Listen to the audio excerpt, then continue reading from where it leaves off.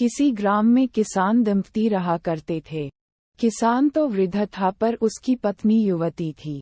अपने पति से संतुष्ट न रहने के कारण किसान की पत्नी सदा पर पुरुष की टोह में रहती थी। इस कारण एक क्षण भी घर में नहीं ठहरती थी। एक दिन किसी ठग ने उसको घर से निकलते हुए देख लिया।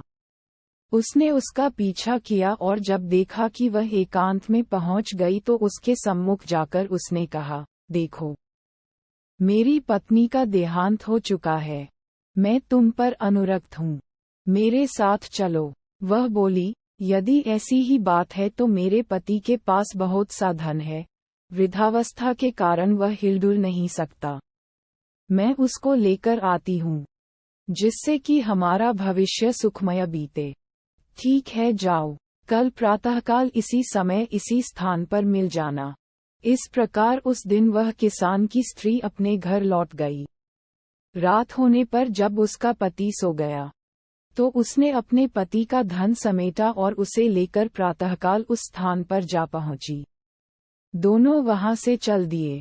दोनों अपने ग्राम से बहुत दूर निकल आए थे कि तभी मार्ग में एक गहरी नदी आ गई।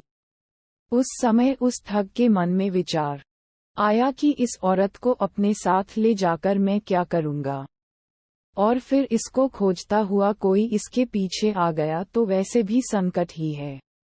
अतः किसी प्रकार इससे सारा धन हथियाकर अपना पिंड छुड़ाना चाहिए।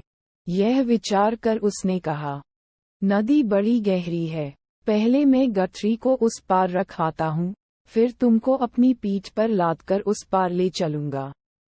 दोनों को एक साथ ले चलना कठिन है। ठीक है, ऐसा ही करो।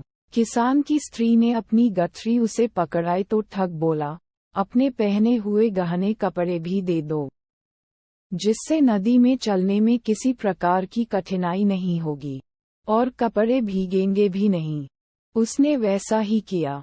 उन्हें लेकर ठग नदी के उस पार गया तो फिर लौटकर आया ही नहीं। वह